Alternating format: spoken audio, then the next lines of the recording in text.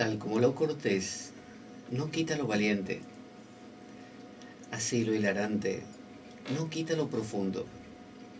Y dado que la vida es un juego, aquí comienza la espada de Damocles, la ficción más real que puedas concebir. La espada de Damocles es un programa que por mera falta de objetividad cree ser diferente. Personajes mitológicos salidos de los más profundos avernos. Leyendas escabrosas y sin sentido. Curiosidades inquietantes y completamente inútiles.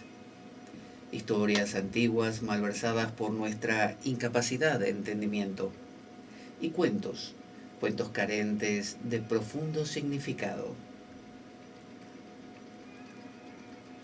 También pretenderemos, sin el menor éxito, comprender al ser humano en toda su dimensión. En suma, si quieres desperdiciar tu vida, aquí comienza la espada de Damocles, la ficción más real que puedas concebir.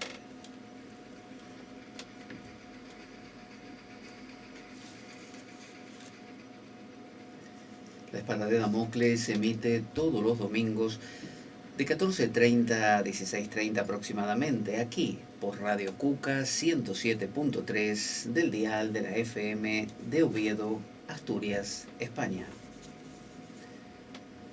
Puedes descargar nuestros programas grabados a través de nuestra web www.espadaweb.blogspot.com.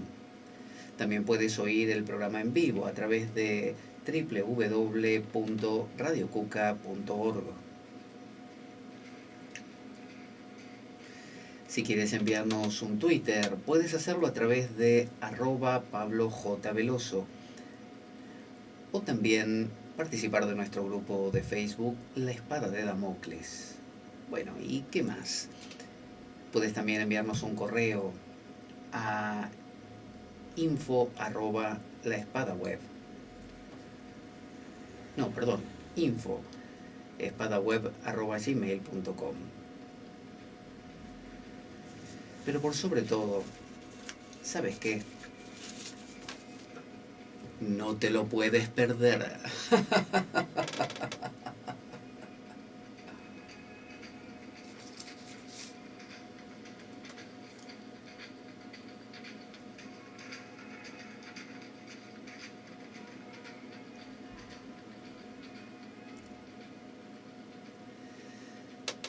Bueno, buenas tardes a todos. Aquí quien les habla, Pablo Veloso, otra vez en la espada de Damocles, por supuesto, para tener nuestro encuentro semanal, dominical, muy similar a lo que sería la misa, pero bueno, sin comunión, solamente con una espada de por medio. Hoy vamos a hablar de un tema que, bueno, hace meses que tengo ganas de tratar, pero bueno, como es un tema vasto, complejo y a veces de difícil presentación, se ha ido postergando, se ha ido quedando como ahí en el olvido, o no tanto en el olvido, sino simplemente en una suerte de penumbra, esperando el momento para poder surgir. Y este es un tema que, si bien como digo es complejo, vamos a tratar de presentarlo de una manera accesible. Para eso voy a convocar la presencia de nuestro amigo siempre presente, Filemón. Buenas. Bueno, Filemón, voy a necesitarte hoy para el programa porque vamos a hablar de un tema que requiere cierto diálogo. Aquí estamos, Pablo, ¿cómo no? Yo estoy siempre dispuesto para tratar cualquier temática. Las que son paranormales son mi, mi ambiente, pero bueno, yo estoy dispuesto a cualquier cosa. Me alegra saberlo, Filemón. De lo que vamos a hablar hoy, usted no se sorprenda, es de las falacias argumentativas. Usted dirá, falacias argumentativas, eso es como si me dijesen que vamos a hablar de la conjugación de los verbos, por ejemplo, algo que usted creyó dejar atrás hace mucho tiempo y que no tiene ganas de que en un programa dominical donde pretende distenderse de algunas cosas se lo vengan a plantear otra vez. Pero bueno, ¿sabe qué? las falacias argumentativas, por si nunca oyó hablar el término, son construcciones verbales que utilizamos todos los días, que usted, que yo y todos sus conocidos utilizan para o utilizamos para comunicarnos. Y veo que la comunicación básicamente es esto de emisor, mensaje y receptor que aprendimos en la primaria y nos parece que es un tema sumamente simple, ¿no? O sea, yo le digo algo a alguien, ese alguien me escucha, me entiende y actúa en consecuencia. Pero no, lamento decirle que no es tan simple y supongo que ya lo ha constatado, sobre todo si tiene algunos años. Y se habrá dado cuenta que muchas cosas de las que usted dice no son entendidas de la misma manera como usted las planteaba, ¿no? Con la misma intención.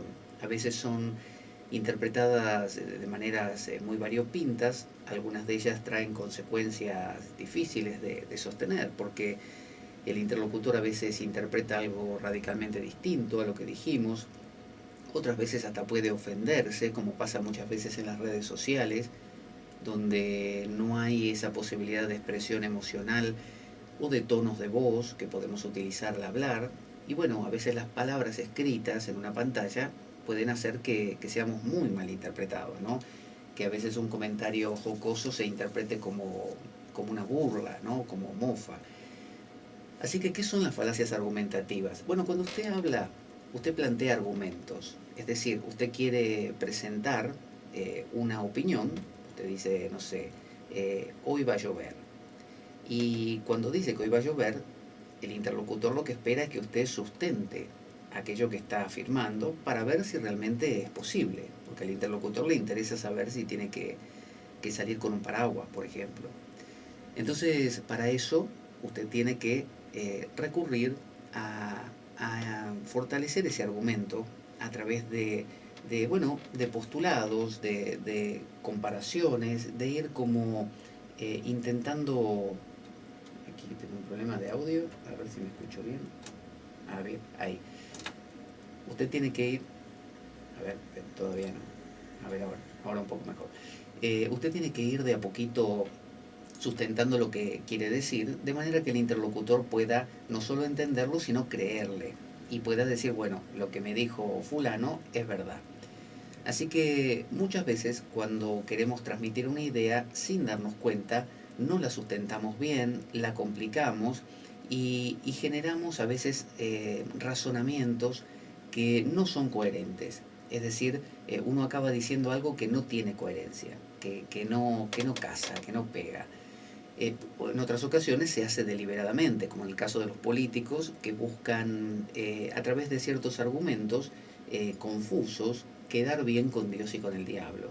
Y otras veces se utilizan para ganar una discusión. Usted está hablando con alguien, por ejemplo, y usted quiere salirse con la suya, no quiere que el otro, aún en las cosas más triviales, ¿no? Qué sé yo, como por ejemplo, si va a ganar el equipo de fútbol tal o no, o si está jugando bien o no, o si la vecina del lado se compró una ropa nueva y por qué lo hizo. Entonces usted quiere ganar sabiendo que quizás no tiene los datos necesarios para sustentar lo que dice, pero usted quiere o bien figurar, llamar la atención, o bien pretender que sabe de lo que está hablando. Entonces, ¿qué hace? Bueno, malversa un poquito los datos, de manera de usted ganar la conversación o salir bien parado, o bien destacarse como que usted tiene la primicia o que sabe de lo que está hablando y en realidad no está diciendo nada. Así que vamos a ir analizando algunos de estos argumentos o falacias en la argumentación, de manera que podamos identificarlas, no solamente cuando nosotros estamos hablando cotidianamente, sino también cuando otros nos hablan a nosotros, y así nos daremos cuenta de que esos argumentos que los otros están esgrimiendo son falaces y que van a terminar mal, es decir, no van a concluir en un razonamiento coherente, no van a transmitirnos alguna idea válida, sino que simplemente se van a quedar ahí a veces en tautologías, en dar vueltas sobre sí mismos. Así que bueno, sin más preámbulos, vamos a sumergirnos en las falacias y vamos a dejar que se expliquen por sí mismas. Vamos a comenzar con las falacias en la argumentación. Tienen normalmente un nombre en latín y luego viene la explicación, que vamos a no solo a leer ese contenido, sino también a desarrollarlo. La primera de ellas se llama Argumentum ad consequentiam, o argumento dirigido a las consecuencias. Dice, es un argumento que concluye que una premisa, típicamente es una creencia, es decir, no es algo constatado, sino es algo que se opina, es verdadera o falsa basándose en si ésta conduce a una consecuencia deseable o indeseable. Es una falacia porque basar la veracidad de una afirmación en las consecuencias no hace a la premisa más real o verdadera. Lo que quiere decir es que si usted está afirmando, no sé, que cierto equipo, no sé, ganó al fútbol, y por lo tanto dice que ha jugado bien, el equipo tal jugó muy bien porque ganó. Bueno, puede haber jugado pésimamente y el contrario pudo haber jugado muchísimo peor y por eso ganó. Entonces, que algo haya salido bien no quiere decir necesariamente que hayamos hecho bien las cosas. Y que algo haya salido mal no quiere decir necesariamente que hayamos hecho mal las cosas. Entonces dice, asimismo, categorizar las consecuencias como deseables o indeseables, a su vez, es intrínsecamente una acción subjetiva, al punto de vista del observador y no a la verdad de los hechos. Entonces, un ejemplo sería así. El presidente no ha robado fondos del Estado, porque si lo hubiera hecho, habría perdido las elecciones. Acá la persona lo que está queriendo hacer es defender al presidente, demostrando aparentemente que no robó, porque si hubiera robado, habría perdido las elecciones. Pero una cosa no tiene que ver con otra. Podría bien haber robado y pese a todo haber ganado las elecciones. Otro ejemplo dice, Dios no debe existir, porque Dios debe existir, porque si no existiera no habría moral y el mundo sería horrible.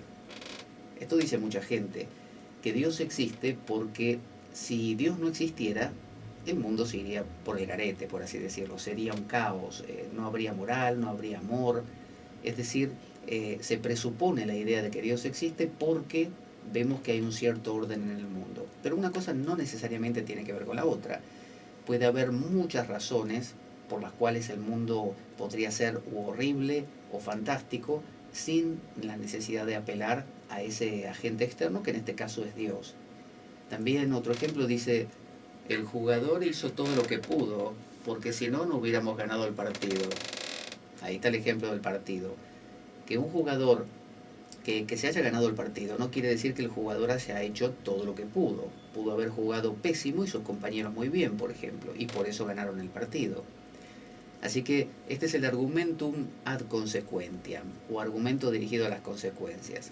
Así que cuando le vengan a decir que porque algo salió muy bien, eso implica que fulano o fulana o todo el equipo trabajó muy bien, sepa usted que no necesariamente es así. Eso es una falacia. Otro ejemplo es la petición de principio, o petitio principi, o fe de origen. Es una falacia que ocurre cuando la proposición a ser probada se incluye implícita o explícitamente entre las premisas de las que parte el razonamiento. Vamos a dar un ejemplo. Para probar falazmente que Pablo dice la verdad, argumentaríamos del siguiente modo, diciendo que cuando Pablo habla no miente, y que por tanto, cuando está hablando Pablo, está diciendo la verdad. Es decir, es una lógica bivalente, con tertium exclusum. Estas premisas tienen mucho latín. Estas falacias, premisa y conclusión, están afirmando la misma verdad, que no miente, o lo que es lo mismo, que en ambos casos dice la verdad. La falacia es más útil cuando tiene una longitud adecuada como para hacer olvidar al receptor que la conclusión ya fue admitida como premisa. Es decir, la petición de principio es pretender que uno sustenta la veracidad de algo a través de afirmarlo 2 veces o 3 veces. Entonces uno dice, por ejemplo, mi novia jamás me va a engañar porque mi novia no me engañaría. Entonces usted dirá, bueno, pero ¿y cómo sabes que no te va a engañar? Bueno, no me va a engañar porque ella no engaña. Es decir, no dice nada, no da pruebas sustentables o sustentadas que permitan que yo me dé cuenta el por qué es que no me va a engañar realmente.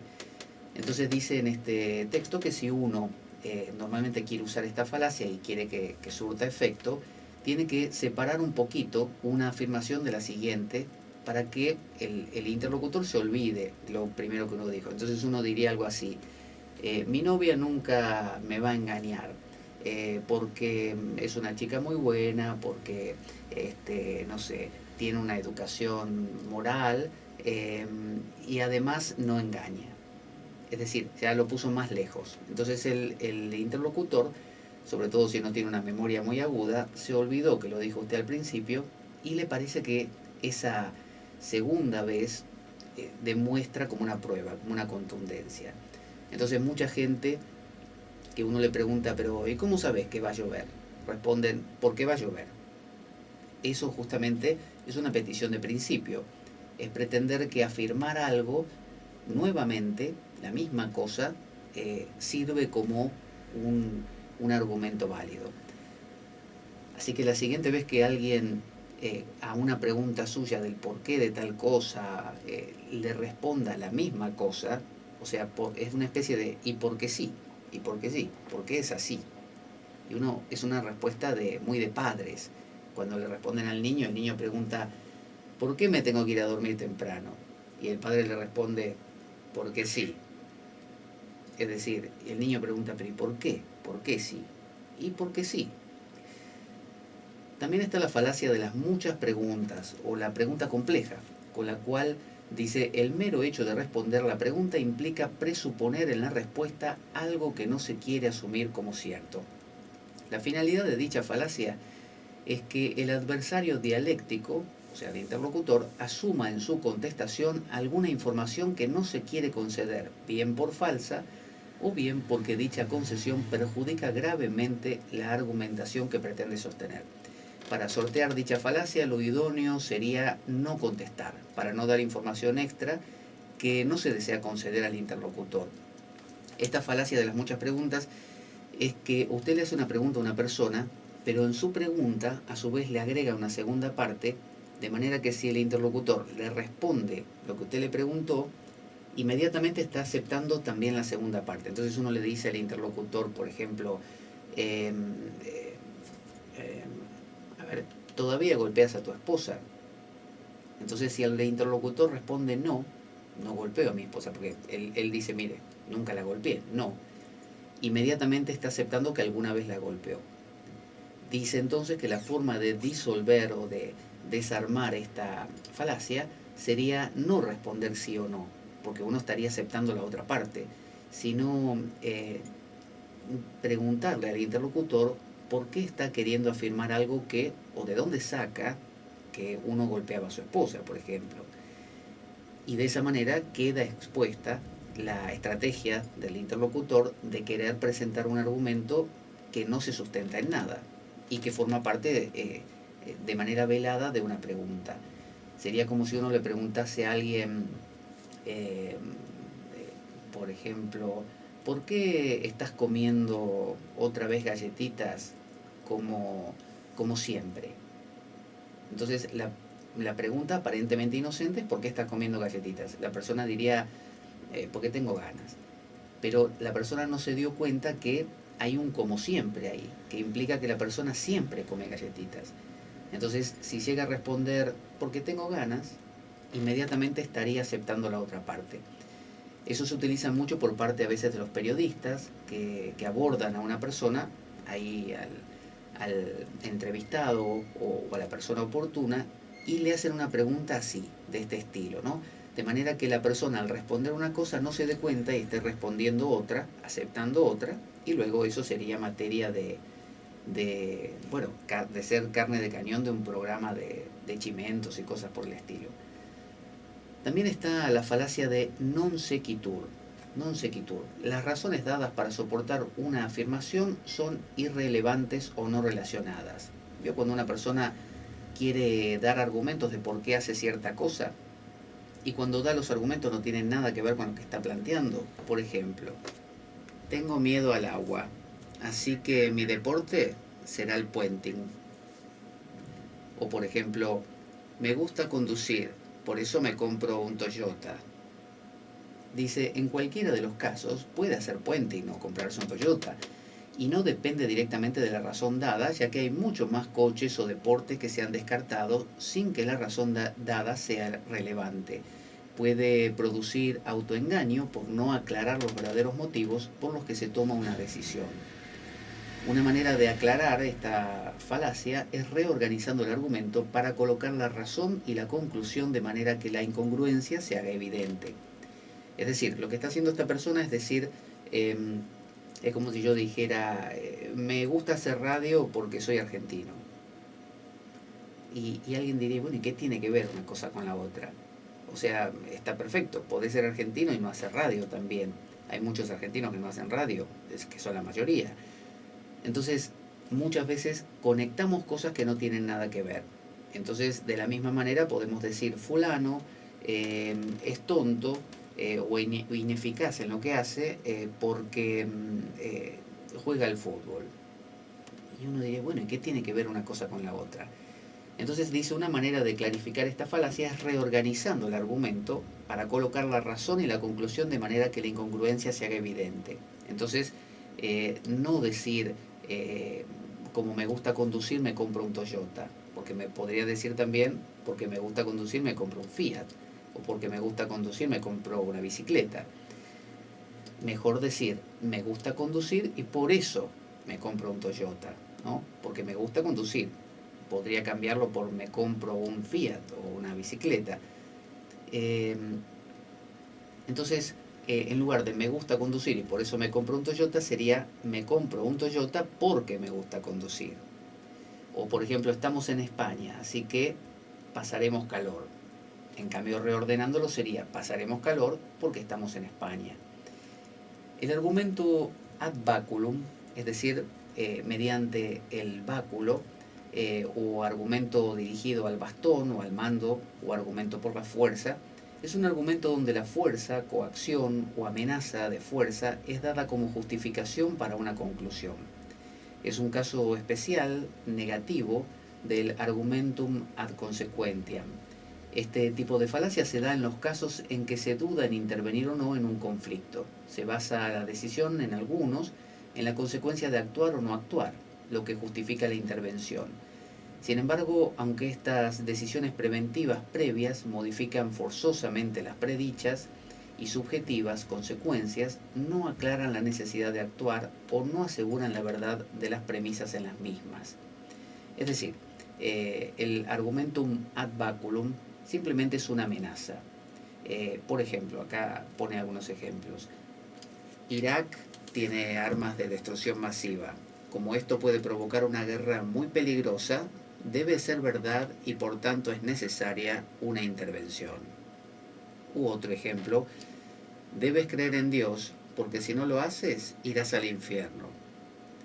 Es decir, es una afirmación de que uno debe hacer algo porque si no le va a pasar algo terrible. Entonces, por ejemplo, debes ir a la escuela a estudiar, le dice el padre al niño, porque si no, no serás nadie. Ese es un argumento ad baculum, es una amenaza, básicamente. Estos argumentos son falaces porque en realidad no hay ninguna prueba de que, por ejemplo, si uno no cree en Dios va a ir al infierno, ¿no es cierto? Porque aún dentro del plano teológico, si uno no cree en Dios pero es buena persona, en teoría no va al infierno. Entonces, el argumentum ad baculum consiste en cuando alguien trata de asustarnos. Entonces nos dice el político, si no me votan a mí, y votan por el contrario a mi oponente, la van a pasar muy mal. O va a pasar de todo, ¿no? Se va a ir el país, no sé, a la basura, se va a complicar la existencia de todos los ciudadanos.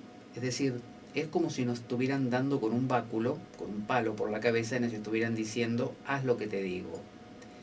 Aunque no se pueda sustentar en nada, por eso justamente es una falacia argumentativa. La única manera, dice, de saber la veracidad de una afirmación es basándose en los argumentos que la apoyen. En este caso no hay argumento, el único argumento es el miedo. Hay una variante del argumentum ad baculum, que es el argumentum ad terrorum, que significa por medio del terror.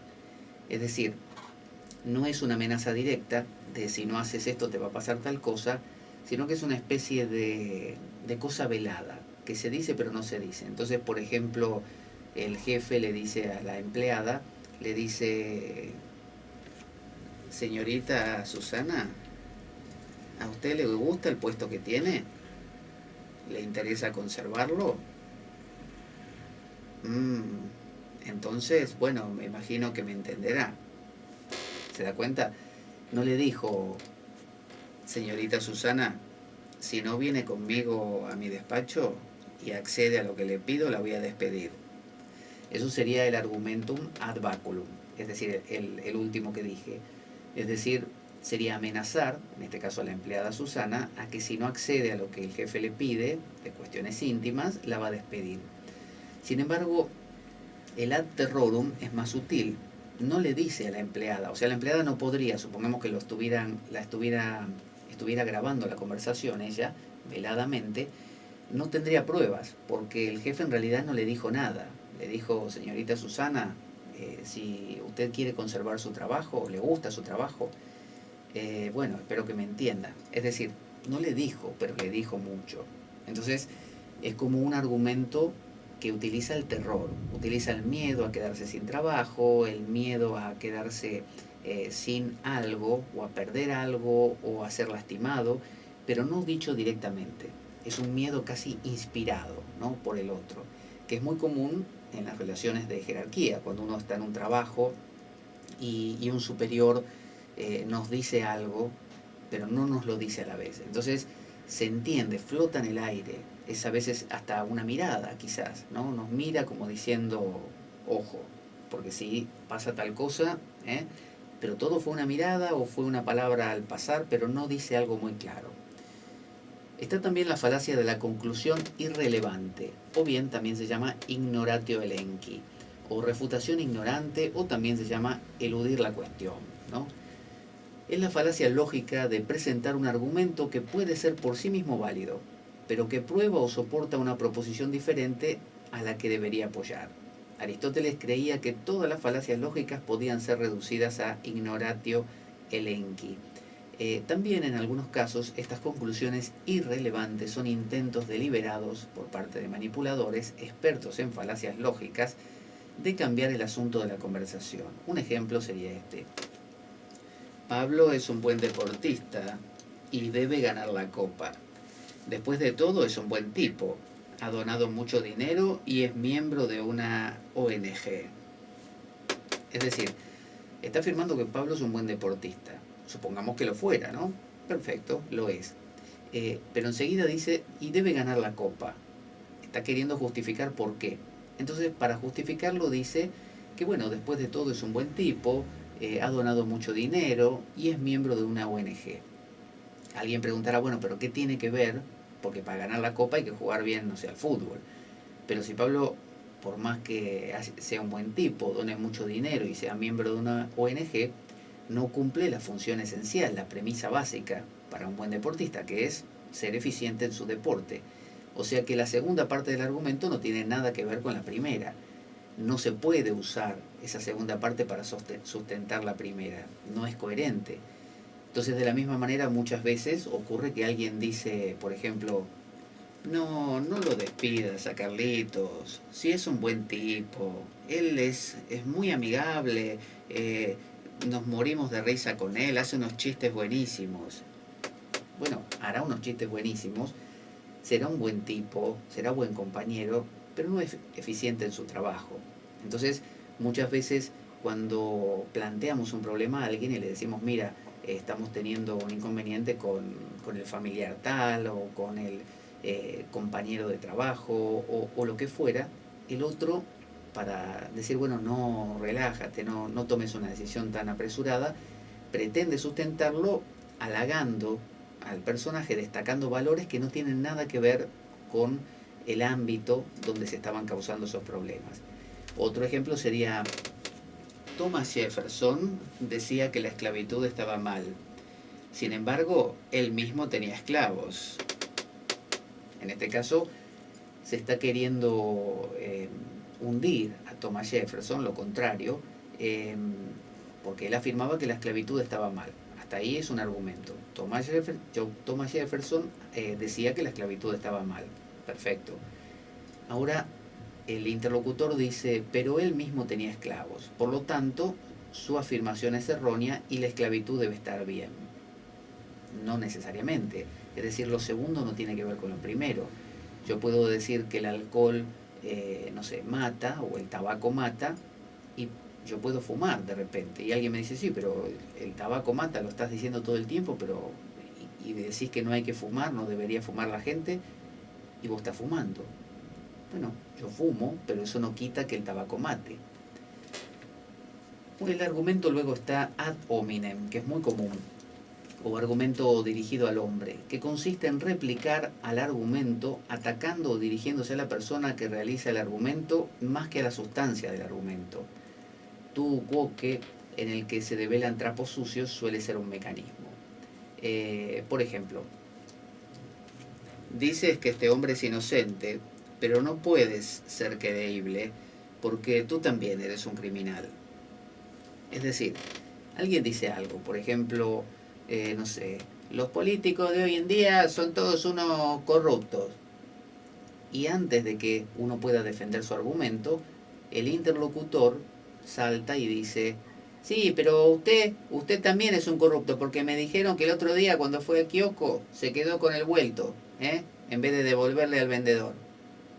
Es decir, la pretendida denuncia que quería hacer el que presentaba este argumento quedó totalmente descartada porque el interlocutor resaltó un hecho de la persona. Es decir, el que presentaba el argumento pretendía explicar algo que lo trasciende a él, es decir, algo de los políticos, de la clase gobernante, por ejemplo. O bien podría haber dicho que, no sé, que el presidente tal, puntualizándole una persona, y el interlocutor, para que los que estén oyendo al que presentó el argumento no se lo tomen en serio, desacredita al emisor del mensaje. Entonces dice, ¿qué va a decir usted? Por ejemplo, ¿qué va a decir usted si usted es un alcohólico? Entonces uno preguntaría, ¿qué tiene que ver? Puede ser un alcohólico, pero el dato de que el presidente de la nación es un corrupto puede estar muy acertado.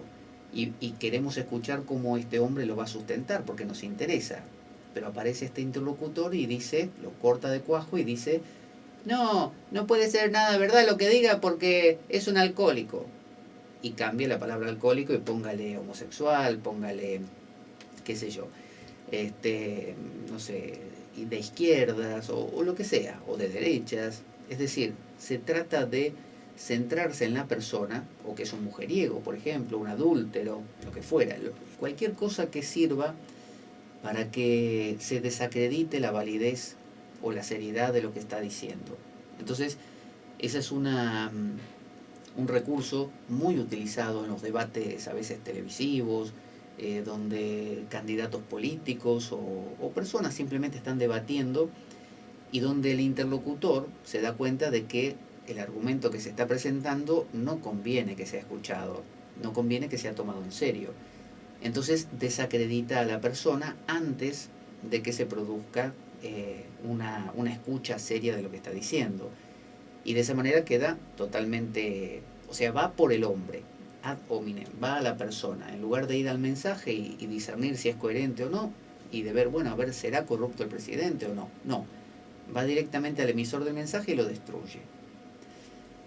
Parecida a esta es la falacia del hombre de paja, o argumentum ad logicam. Es una falacia lógica basada en la confusión de la posición del oponente. Generar un hombre de paja es crear una posición fácil de refutar y luego atribuir esa posición al oponente para destrozarlo. En realidad el argumento real del oponente no es refutado, sino el argumento ficticio que se ha creado. El nombre viene de los hombres de paja que se usan para entrenar en el combate y que son fáciles de abatir. Es decir, se atacan los flecos o posibles malinterpretaciones que se pueden hacer de la premisa. Un ejemplo sería este. Dice Pedro, pienso que los niños no deberían correr por las calles con mucho tráfico. Entonces Juan aprovecha y crea una posición clara de ataque. Yo pienso que sería estúpido encerrar a los niños todo el día sin respirar aire limpio. De esta manera, Juan, el que atacó, puede atacar una posición radical y fácil que Pedro nunca quiso dar a entender. Fíjese, Pedro lo que dijo fue: pienso que los niños no deberían correr por las calles con mucho tráfico. Simplemente eso, que no corran por las calles cuando hay mucho tráfico. Mientras que Juan, como quiere desestimar el argumento de Pedro, y no puede porque es coherente, le agrega algunos elementos que Pedro no le agregó para así poder destruirlo y que se entienda ante Pedro mismo a veces y ante los oyentes que estén ahí que ese argumento se descarta. Entonces lo que dijo es, repitamos, Pedro dijo: pienso que los niños no deberían correr por las calles con mucho tráfico. Pero Juan dice: yo pienso que sería estúpido encerrar a los niños todo el día sin respirar aire limpio. Es decir, cuando Pedro dice que los niños no deberían correr por las calles con mucho tráfico, bueno, uno por contraste tiende a pensar que los niños permanecerán más tiempo en casa. Pero de ahí a que estén todo el día encerrados sin respirar aire limpio, que es lo que dijo Juan, hay un mundo. Es decir, Juan lo llevó a un extremo tan ridículo, es decir, creó un hombre de paja tan ridículo e imposible de defender que lo pudo destruir enseguida. Entonces, es como si usted hace una afirmación, como por ejemplo, no sé, la policía debería estar más atenta a los criminales. Y el interlocutor, para destruir su argumento, que es un argumento que puede ser muy coherente, dice: usted lo que está diciendo es que la policía tiene que salir ahí a dar con a mansalva y a matar a todos los delincuentes que se encuentren, ¿no es cierto? Usted es un extremista, usted es un loco. Es decir, tomó un argumento que usted planteó, muy simple, de que la policía debería estar atenta simplemente a los delincuentes, más atenta, y lo convirtió en que la policía debería estar asesinando a cuanto le parezca delincuente por la calle. Y de esa manera lo desacredita. Pero en realidad no está desacreditando su argumento original. Lo que está desacreditando es una especie de hombre de paja, un muñeco de paja, creado a través de la exacerbación excesiva y deliberada de su argumento original, hasta el punto de que sea irreconocible para usted inclusive. Luego está el argumento ad silentio, o argumento dirigido al silencio, y consiste en considerar que el silencio de un ponente o interlocutor sobre un asunto X prueba o sugiere que el ponente es un ignorante sobre el asunto X, o tiene un motivo para mantenerse en silencio respecto a X. Es decir, yo le pregunto a usted, ¿usted cree en Dios? Y supóngase que usted guarda silencio, como hizo Jesús cuando Pilato le preguntó si era Dios. Entonces, mucha gente piensa que si usted guarda silencio será por dos razones. O bien porque no sabe, no tiene ni idea, cosa que es falaz, porque usted puede saberlo perfectamente y no tiene ganas de contarlo. O porque usted le preguntan algo, supóngase un pariente suyo viene y le dice: me enteré por ahí que fulano anda diciendo de mí que yo soy un tarado. Y usted sabe que si usted dice es verdad, mete en problemas al otro pariente, o usted no quiere estar en el medio, entonces usted guarda silencio. Entonces su familiar va a pensar que dos cosas: o que usted no sabe nada y por eso guarda silencio, cosa que en realidad no es así, porque usted sí sabe, o por el contrario, que usted por alguna razón no quiere decirle. Entonces su familiar va a pensar: este me está ocultando algo a propósito. Entonces dice: en relación con esta falacia es necesario hacer referencia a la doctrina jurídico-procesal llamada de los actos propios, por la cual, en una de sus aplicaciones más frecuentes, si una de las partes en un proceso no alega cierto hecho, dato, prueba o argumento disponiendo de trámite para hacerlo, se presumirá que carece del mismo. O sea que si usted en un juicio no presenta una prueba de su inocencia, por ejemplo, el tribunal va a pensar que usted no tiene la prueba. Aunque usted diga: sí, pero yo la tengo acá, lo que pasa es que ese día no la traje. Lo siento, si usted no la presentó, para nosotros es como si no la tuviera. Por tanto, aunque lógicamente el argumentum a silencio o ex silencio es una falacia, porque el silencio de un interlocutor no puede tomarse como prueba de certidumbre de lo dicho por un interlocutor contrario, En el terreno de la pura retórica puede ser un indicio de falta de argumentos o de falta de capacidad para contrarrestar dialécticamente los argumentos expuestos por la adversa. Esta presunción se realiza en el terreno jurídico por ser este un terreno subjetivo, marcado por las leyes y bla, bla, bla. Es decir, es un argumento que cuando usted se encuentre con una persona que guarda silencio, sepa que no es porque quizás no sabe nada de lo que usted le está preguntando. Usted le dice, por ejemplo, ¿y cuál es la capital de Francia? Y el tipo no dice nada. Quizás sepa cuál es la capital de Francia y no se lo quiera decir. O se cansó de hablar y no tiene más ganas de generar porque dice, si yo le respondo vamos a estar 2 horas más hablando de Francia y no tengo ganas. Entonces, sepa que el guardar silencio, aunque está eso del que calla otorga, ¿se acuerda? Bueno, sepa que no necesariamente es un indicio de algo tan claro como que la persona no lo sabe, o por el contrario que le está ocultando algo. A veces pueden ser otras las causas, simplemente que no tiene ganas de hablar. Vamos a escuchar un tango, así hacemos una pausa y reflexionamos acerca de estas falacias que hasta ahora estuvimos viendo, y nos quedan muchas más. Vamos a escuchar un tango que se llama Los Mareados, porque bueno, esta es una temática, a diferencia de otras que tratamos en la Espada de Damocles, sumamente compleja, porque no habla acerca del lenguaje mismo, sino del metalenguaje. Es decir, nuestro lenguaje normalmente explica cosas. Uno dice mesa y hace referencia a una mesa, silla a una silla, el amor al sentimiento amor. Sin embargo, ahora lo que estamos viendo es cómo las palabras mismas se construyen y las frases y cómo a veces dicen lo que quieren decir y otras veces enriedan más que explicar. Así que estamos analizando a la propia herramienta de expresión. Es como si en lugar de mirar los clavos que clava un martillo, analizáramos al martillo mismo. Así que por eso vamos a escuchar el tango Los Mareados, porque este es un tema que nos marea, nos vuelve locos por lo complicado que es. Y enseguida regresamos.